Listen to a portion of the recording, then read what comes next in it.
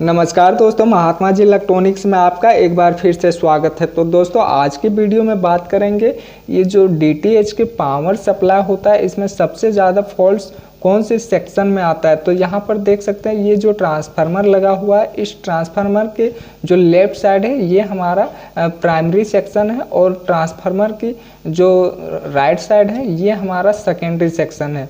Primary section यहाँ AC current जिधर input होता है वो हमारा प्राइमरी सेक्शन है और सेकेंडरी सेक्शन जिसमें ये कनेक्टर लगा हुआ है जो ये कनेक्ट डायरेक्ट होता है डीटीएच कार्ड में, ये हमारा सेकेंडरी सेक्शन है। तो सबसे ज़्यादा फॉल्ट्स प्राइमरी सेक्शन में आता है। तो यहाँ पर देख सकते हैं एसी करंट यहाँ इन होता है, उसके बाद इस फ्यूज की मदद से करंट आगे बढ़ता है। यहाँ पर देख सकते हैं एक इंडक्टर कॉइल लगा हुआ है, इस इंडक्टर कॉइल की तरफ से गुजर के यहाँ पर देख सकते हैं एक ब्रिज रेक्टिफायर बनाया गया है 4 डायोड की मदद से। इन चारों डायोड का नंबर यहाँ पर है आइन 4007 और जो एसी करंट को यहाँ पर डीसी बनाने के लिए यहाँ पे 4 डायोड लगे हुए हैं। इन चारों डायोड के मदद से यहाँ पे एसी करंट को डीसी में बदला जाता है और प्योर डीसी में नहीं होता है। जो एसी को डीसी में बनाया गया है वो प्योर डीसी नहीं होता है, उसको प्योर डीसी बनाने के लिए यहाँ पर देख सकते हैं एक इलेक्ट्रोलाइट कैपेसिटर लगाया गया है जो 400 वोल्ट और 6.8 यूएफ का एक कैपेसिटर लगाया गया है। इस कैपेसिटर की मदद से जो डीसी करंट प्योर नहीं था उस डीसी करंट को प्योर इस कैपेसिटर की मदद से बनाया जाता है। उसके बाद सभी सेक्शन में अलग अलग जहाँ पर जितना वोल्टेज की रिक्वायर्ड है वहाँ इस आईसी की मदद से स्विचिंग कराई जाती है। तो सबसे पहला फॉल्ट्स क्या आता है इस प्राइमरी सेक्शन में, तो सबसे पहला फॉल्ट्स आता है ये जो फ्यूज होता है ये फ्यूज उड़ जाता है यानी बर्न हो जाता है। तो सबसे मेन कारण इस फ्यूज का उड़ना है, वो हाई वोल्टेज के कारण से भी उड़ सकता है या तो किसी भी कंपोनेंट के शॉर्ट होने के कारण से, प्राइमरी सेक्शन में किसी भी कंपोनेंट के शॉर्ट होने के कारण से भी ये फ्यूज हमारा उड़ जाता है। तो सबसे पहला काम यही रहेगा कि फ्यूज को सबसे पहले चेक करना होगा। फ्यूज को चेक करने के लिए मल्टीमीटर को कंटिन्यूटी रेंज पर सेट करना होगा। तो देख सकते हैं मल्टीमीटर को हमने कंटिन्यूटी रेंज में सेट कर लिया। उसके बाद फ्यूज के दोनों टर्मिनल पर यहाँ पे इस प्रकार से टच करेंगे तो बीप की आवाज़ आनी चाहिए। अगर यहाँ पर बीप की आवाज़ आ रही है मल्टीमीटर में तो ये फ्यूज हमारा बिल्कुल सही है। फ्यूज अगर सही है, ख़राब नहीं हुआ है तो आगे की कंपोनेंट को चेक करेंगे। और एक यहाँ पे फ्यूज उड़ने का मेन कारण होता है यहाँ जो ब्रिज रेक्टिफायर में जो डायोड लगे हुए हैं, इन डायोड के शॉर्ट होने के कारण से भी ये फ्यूज हमारा उड़ जाता है। अगर यहाँ पर डायोड के शॉर्ट होने के कारण से ये फ्यूज उड़ता है तो 90% चांस होगा कि ये जो इंडक्टर कॉइल लगा हुआ है ये भी साथ में ख़राब हो जाता है। और अगर ये इंडक्टर कॉइल भी ख़राब हुआ है तो आईसी भी ख़राब होने की संभावना बढ़ जाती है। तो इन सभी कंपोनेंट को आपको बारी बारी से चेक कर लेना होगा। तो यहाँ पर अगर इन डायोड्स के ख़राब होने के कारण से अगर फ्यूज उड़ता है तो यहाँ पे 2 डायोड जनरली ख़राब हो जाते हैं, शॉर्ट हो जाते हैं, जो कि यहाँ पे D1 यानी डायोड 1 और डायोड 4 ये 2 डायोड ज़्यादातर ख़राब हो जाते हैं जिसके कारण से ये फ्यूज हमारा उड़ जाता है।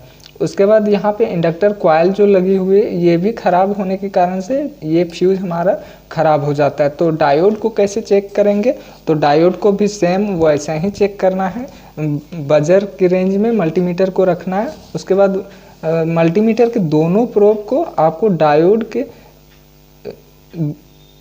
इस प्रकार से टच करना है। एक ब्लैक प्रोब को यहाँ पे कैथोड में और रेड प्रोब को एनोड में रखना है। इस प्रकार से यहाँ पे रीडिंग आनी चाहिए। अगर रीडिंग यहाँ पे 575 अगर रीडिंग यहाँ पे शो हो रही है मल्टीमीटर में, तो ये डायोड अभी सही है, लेकिन एक ही ओर से यहाँ पे रीडिंग आनी चाहिए, दूसरी ओर से रीडिंग नहीं आनी चाहिए। तो देख सकते हैं दूसरी ओर से यहाँ पे रीडिंग नहीं आ रही, मतलब इसका ये डायोड हमारा सही है।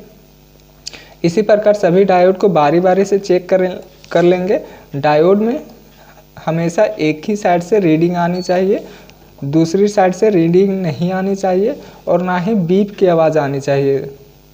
डायोड को जब चेक करेंगे तो डायोड में बीप की आवाज़ नहीं आनी चाहिए।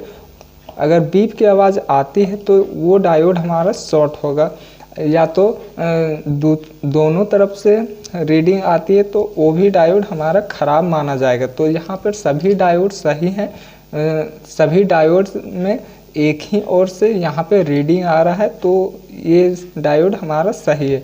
अब चेक करेंगे यहाँ पे जो इंडक्टर कॉइल लगा हुआ है, इस कॉइल को चेक कर लेंगे। तो यहाँ पर देख सकते हैं इंडक्टर कॉइल में 4 पिन टोटल होते हैं, 4 लेग होते हैं। यहाँ पर देख सकते हैं 1 2 3 4। तो यहाँ पर जो ये दोनों पिन है, ये इसमें आपस में बीप आनी चाहिए।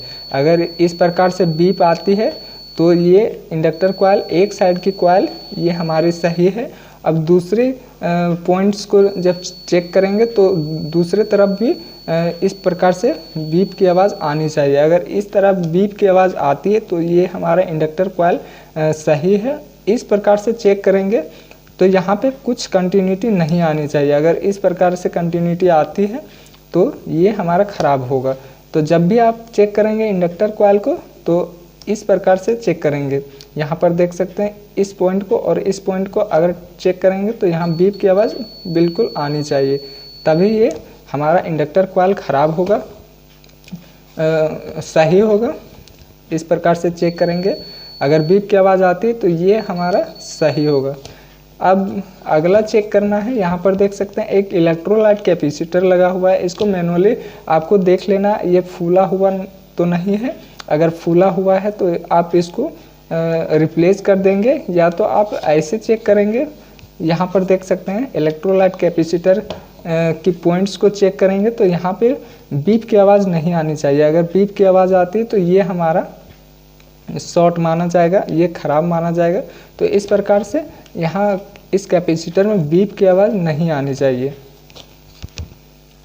तो सभी कंपोनेंट को चेक करने के बाद अगर आईसी भी ख़राब हो चुकी है तो आईसी को रिप्लेस करने के बाद यहाँ पर देख सकते हैं एक ऑप्टो कपलर लगा हुआ है। इस ऑप्टो कपलर को भी चेंज कर देंगे, चूँकि आईसी ख़राब होने के कारण से ये ऑप्टो कपलर भी ज़्यादातर ख़राब हो जाते हैं, तो इसको भी रिप्लेस कर देने से ही अच्छा होगा। उसके बाद और एक चीज़ यहाँ पे बताना चाहूँगा, जैसे डीटीएच जो बॉक्स होता है उसमें छूने से करंट आता है, तो वो करंट यहाँ पर देख सकते हैं 2 एमओबी लगा हुआ है। देख सकते हैं एक यहाँ पे एमओबी लगा हुआ है और एक यहाँ पे एमओबी लगा हुआ है। किसी सप्लाई में एक ही एमओबी लगा हुआ है, लेकिन इस सप्लाई में 2 एमओबी लगा हुआ है। अगर डीटीएच बॉक्स को छूने से करंट आता है तो आप इस एमओबी को रिप्लेस कर देंगे, तो वो जो करंट आने की जो समस्या होती है वो ख़त्म हो जाएगी। चूँकि करंट आने का कारण होता है, तो देख सकते हैं यहाँ पे प्राइमरी सेक्शन और सेकेंडरी सेक्शन को जोड़ता है ये एमओबी, यहाँ पर देख सकते हैं।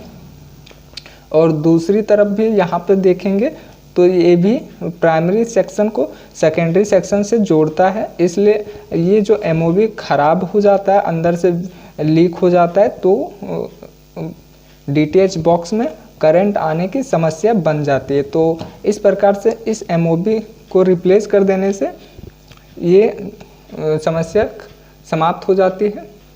तो वीडियो काफ़ी लंबी हो चुकी है, तो सेकेंडरी सेक्शन में के बारे में बाद में बात करेंगे, दूसरी वीडियो में बात करेंगे। फ़िलहाल इस वीडियो में बस इतना ही। अगर जानकारी अच्छी लगी हो तो वीडियो को लाइक करें, शेयर करें और चैनल में नए आए हैं तो चैनल को सब्सक्राइब करके बेल आइकन ज़रूर प्रेस कर दें इसी तरह का और वीडियो देखने के लिए। तो मिलते हैं अगली वीडियो में, तब तक के लिए आप अपना ख्याल रखें। टेक केयर, जय हिंद।